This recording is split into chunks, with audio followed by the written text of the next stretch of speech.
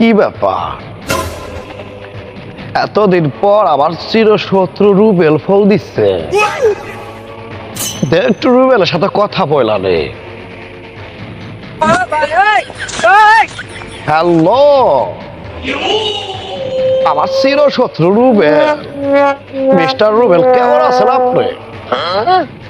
আপনার কথা আমি খুব মিস করতেছিলাম। আমি ভাবতেছিলাম আপনার ফল দিব, ফল দিব। শুনবেন না, তুই আমার ফোন দিবি কি না দিবি সেটা তোর ব্যক্তিগত বিষয়।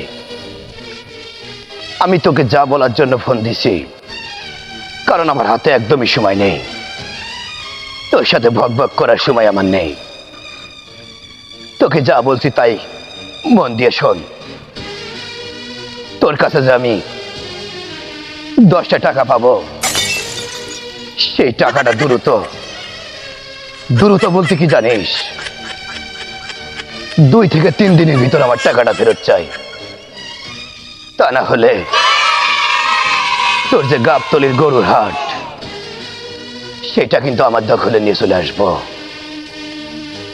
কথাটা মনে রাখিস, কথাটা মনে রাখিস।